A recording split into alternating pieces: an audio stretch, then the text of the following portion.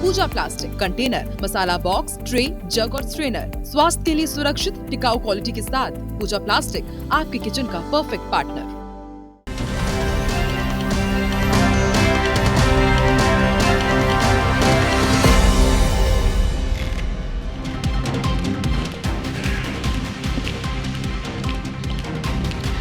नमस्कार, बहुत स्वागत है आप सभी का। आप देख रहे हैं IBC 24। मैं हूं आपके साथ आकांक्षा पांडे। शाम के 6:30 बजने और वक्त हो गया मध्य प्रदेश के नंबर 1 बुलेटिन का, मेरा मध्य प्रदेश का। बुलेटिन की शुरुआत आज मध्य प्रदेश की सबसे बड़ी खबर के साथ। बीजेपी की प्रदेश कार्यकारिणी घोषित हो चुकी है, यानी कि हेमंत खंडेलवाल जो कि बीजेपी के नए प्रदेश अध्यक्ष कुछ महीने पहले नियुक्त किए गए थे, उनकी नई टीम की घोषणा कर दी गई है। इस कार्यकारिणी में 9 उपाध्यक्ष होंगे, 4 महामंत्री होंगे और 9 प्रदेश मंत्री। भाजपा प्रदेश कार्यकारिणी में 7 महिलाओं को भी मौका दिया गया है।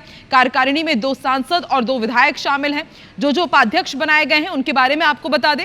रणवीर रावत, कांतदेव सिंह, प्रभुराम चौधरी, शैलेंद्र बरुआ, मनीषा सिंह, नंदिता पाठक, सुरेंद्र शर्मा ये उपाध्यक्ष हैं। इसके अलावा श्याम महाजन कार्यालय मंत्री बनाए गए हैं। आशीष अग्रवाल जो कि पहले भी प्रदेश मीडिया प्रभारी थे, उन्हें ये जिम्मेदारी अभी बना करके रखनी होगी। गौरव रणदिवे इन्हें प्रदेश महामंत्री बनाया गया है। SC मोर्चा के अध्यक्ष भगवान सिंह परमार बनाए गए हैं और पिछड़ा मोर्चा के अध्यक्ष पवन पाटीदार होंगे।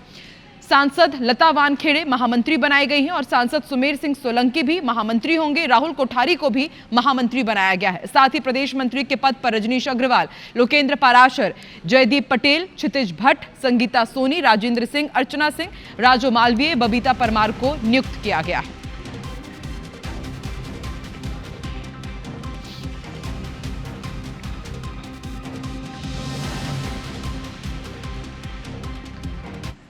तो हेमंत खंडेलवाल की नई टीम का ऐलान कर दिया गया है, लेकिन इसको लेकर के वार पलटवार काफी तेज है। कांग्रेस इस पर तंज कस रही है, तो किस तरीके से अब इसको लेकर के भाजपा पलटवार कर रही है।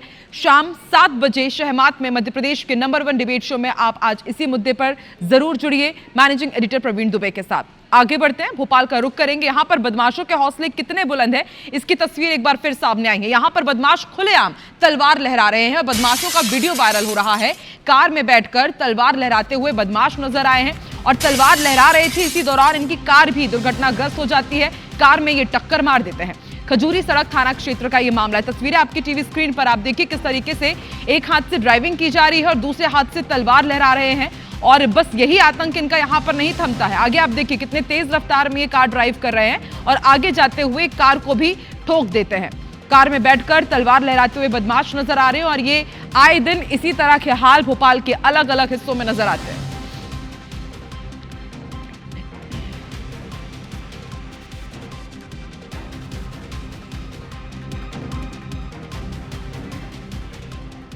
तो भोपाल में बदमाशों का आतंक एक बार फिर देखने को मिला है। खुलेआम तलवार लहराते हुए आप देखिए किस तरीके से यहां पर हुड़दंग मचाया जा रहा है। बिग ब्रेकिंग आपको बता दें, स्वास्थ्य विभाग की टीम ने मेडिकल स्टोर में छापेमार कार्रवाई की है। दुकान को सील कर दिया गया है और वीडियो में एक मेडिकल संचालक खुद कबूल रहा है कि हम नकली दवा बेच रहे हैं। 50 रुपए की दवा 300 रुपए में बेचते हैं और डॉक्टर कमीशन के लिए मजबूर करते हैं। सोशल मीडिया पर इसका वीडियो वायरल हो रहा है। अभी हम देख ही रहे हैं छिंदवाड़ा में कि किस तरह से जहरीले कफ सिरप की वजह से 23 से ज्यादा मासूम बच्चों ने दम तोड़ा है, लेकिन उसके बाद भी आप देखिए मेडिकल संचालकों की किस तरीके से मनमानी चल रही है। वो साफ तौर पर वीडियो में एक्सेप्ट कर रहे हैं, ये कबूल रहे हैं कि वो नकली दवा बेचते हैं। 50 रुपए की दवा 300 रुपए में और डॉक्टर्स के ऊपर भी गंभीर आरोप लग रहे हैं कि वो कमीशन के लिए मजबूर करते हैं।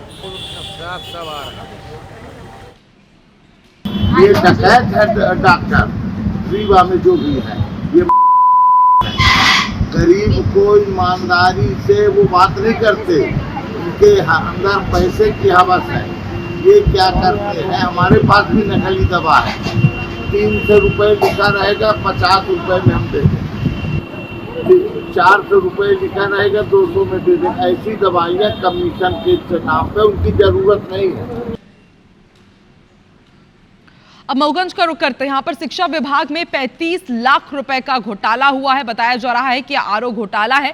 स्कूल में आरओ लगा ही नहीं, फर्जी बिल लगा करके राशि निकाल ली गई। जिन स्कूलों में आरओ लगाना बताया गया उन स्कूलों में लाइट तक नहीं है। शिक्षा विभाग का ये बड़ा आरओ घोटाला उजागर हुआ है। नई गढ़ी और हनुमाना जनपद शिक्षा केंद्र का ये मामला है। तो आरओ के जरिए बच्चों को साफ पानी मुहैया कराया जाता है, लेकिन आप सोचिए जिन स्कूलों में आरओ लगा दिया गया, जिस स्कूलों में ये फर्जी काम हुआ है वहां पर इलेक्ट्रिसिटी ही नहीं है। शिक्षा विभाग में ये 35 लाख रुपए का आरओ घोटाला हुआ है। फर्जी बिल लगा करके राशि जरूर गबन कर ली गई है और जिन स्कूलों में आरओ लगाना बताया गया है उन स्कूल में लाइट ही नहीं है, तो आप सोच सकते हैं कि आरओ का संचालन कैसे किया जाता होगा। अब देखने वाली बात होगी कि किस तरह से एक्शन लिया जाता है, कौन कौन इसमें संलिप्त होते हैं। तो नई गढ़ी और हनुमाना जनपद शिक्षा केंद्र का ये बड़ा कारनामा आपको बता रहे हैं, जहां पर 35 लाख रुपए की राशि गबन की गई है। स्कूलों में बताया गया कि बकायदा साफ पानी के लिए आरओ लगा दिया गया है ताकि बच्चों को साफ पानी मिल सके, लेकिन जिन स्कूलों में ये बताया गया कि आरओ लगाया है वहां पर लाइट ही नहीं है। धनेंद्र प्रताप हमारे साथ जुड़ चुके हैं। धनेंद्र, कैसे इस फर्जीवाड़े का खुलासा हुआ है, कौन कौन इसमें संलिप्त है, क्या एक्शन लिया जाएगा और कब तक? देखिए, इसमें अभी जो वर्तमान में बीआरसी हैं, जो ब्लॉक शिक्षा अधिकारी हैं, उनका कहना है कि पूर्व में जो बीआरसी थे ये उनके समय का है और ये पूरी खरीदी जो हुई है ये बीआरसी के मिली भगत से ही हुई है, क्योंकि उन्हीं के दस्तखत से ये पैसे की जो राशि होती है जो ये जारी होती है। फर्जी वाड़ा किया गया। ऐसे स्कूलों में जो है आरओ लगाना बताया गया कि जिन स्कूलों में लाइट ही नहीं है, कभी आज तक उसमें लाइट नहीं है और वहां पे आरओ लगा दिया गया। पूरा कागजी कार्रवाई की गई है, कागज पे ही पूरी राशि का फर्जीवाड़ा किया गया है। यह नई गढ़ी और हनुमाना जनपद शिक्षा केंद्र है, वहां पे यह घोटाला हुआ है। वहीं वर्तमान में जो इस समय बीआरसी है उनका कहना है कि ये कोई भी जानकारी हमको नहीं है। वहीं स्कूल के जो शिक्षक हैं, प्राचार्य हैं, उनका कहना है कि हमारे यहाँ तो लाइट ही नहीं है, हमें कोई जानकारी भी नहीं है कि यहाँ पे आरओ लगाया गया कि नहीं लगाया गया। हैंडपंप है वो सूखे पड़े हैं, वो चलते नहीं है। बच्चे कहते हैं कि हम स्कूल पानी घर से लेके आते हैं, जबकि वो बिल्कुल धनेंद्र, इससे अंदाजा लगाया जा सकता है कि अभी नया जिला बना है मऊगंज और अभी से देखिए भ्रष्टाचारियों के यहाँ पर किस तरीके से उनका पेट बड़ा होता जा रहा है। 35 लाख रुपए का यहाँ पर उन्होंने घोटाला कर दिया है। देखते हैं अब आगे क्या कुछ कार्रवाई की जाती है। यहाँ पर आपने देखा कि आरओ के नाम पर 35 लाख रुपए का घोटाला हुआ है। इधर बालाघाट में डाइट संस्थान के बाबू ने लाखों का गबन कर लिया है। संस्थान विकास निधि के 10,53,387 रुपए उड़ा दिए। प्रिंसिपल की शिकायत पर कोतवाली पुलिस ने एफआईआर दर्ज की है। कलेक्टर ने सहायक कलेक्टर और ट्रेजरी अधिकारी से जांच करवाई है। जांच में वित्तीय अनियमितता की पुष्टि के बाद मामला दर्ज कर लिया गया है। आरोपी बाबू सरकारी आवास में ताला लगाकर परिवार के साथ गायब भी हो चुका है।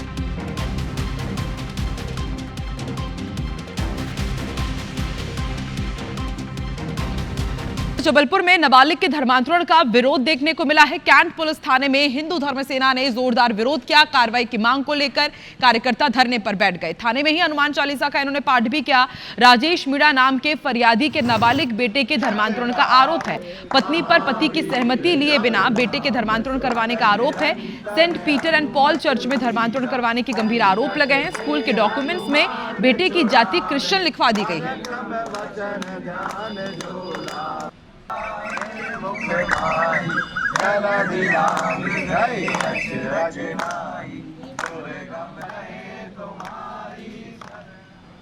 रायसेन में टीकाकरण के बाद नवजात बच्चे की तबीयत बिगड़ने का मामला सामने आया है। बताया जा रहा है कि बच्चे की मौत भी हो गई है। मामला सिलवानी विधानसभा के आदिवासी बाहुल्य क्षेत्र केसली गांव का है। यहां नवजात शिशु की टीके के बाद तबीयत खराब हो गई। इस घटना में एक नवजात शिशु की कुछ ही दिनों बाद मौत हो जाती है, जबकि 5 बच्चे बीमार हैं। उनका इलाज परिजन अलग अलग अस्पतालों में करा रहे हैं। परिजन ने बताया कि बीमार बच्चों में से एक का इलाज भोपाल में जारी है, जिसकी हालत गंभीर है। वहीं परिजनों का आरोप है कि 5 से 10 मिनट के अंतर में 4 टीके लगा दिए गए।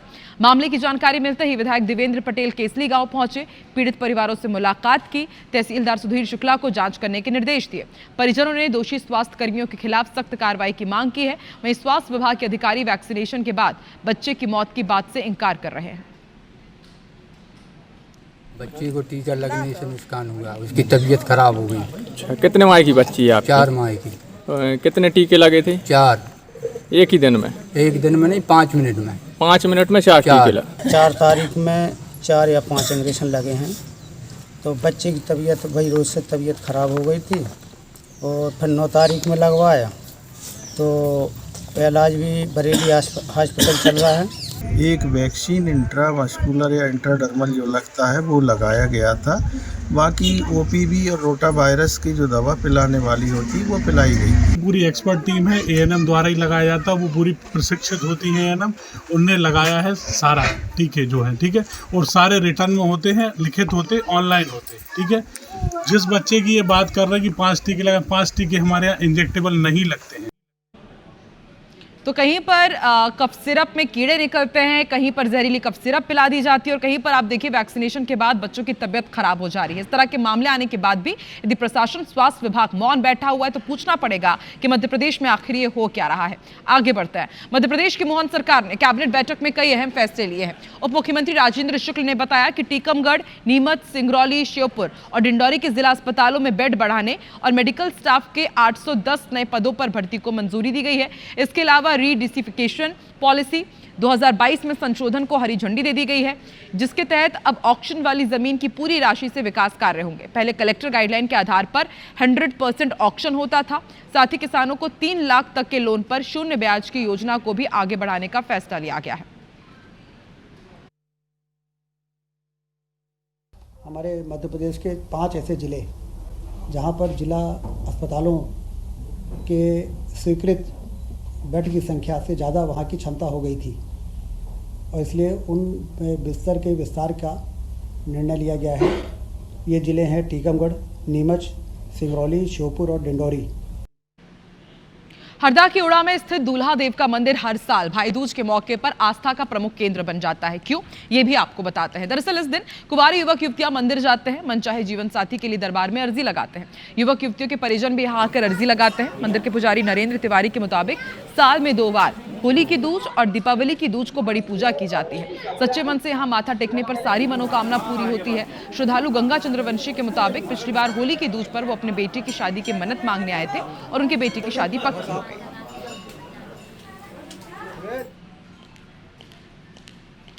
होली दीपावली की दूज में मेला लगता है। बच्चे बच्चियों के संबंध, ब्याह शादी इसके जो नहीं होते उसके कार्य पूर्ण होते हैं। बेटे की शादी के लिए भगवान से अर्जी लगाई थी मैंने, तो पूरी हो गई है। यहाँ की मान्यता है और पुराने हमने हमारे सभी लोगों से भी सुना हुआ है कि जिन लोगों का विवाह नहीं हो रहा है वो यहाँ पर आने पर अपनी सभी मनोकामनाएं मांगते हैं और निश्चित है दुल्हादेव बाबा उनकी सभी मनोकामनाओं को पूरा करते हैं। जो भी आप दुल्हादेव बाबा से यहाँ पर प्रार्थना करेंगे और आपकी मनोकामना जरूर पूरी होती है। और मेरा मध्य प्रदेश में फिलहाल इतना है, लेकिन देश और दुनिया की तमाम बड़ी खबरों के लिए आप देखते रहिए IBC 24। मुझे दीजिए इजाजत, नमस्कार।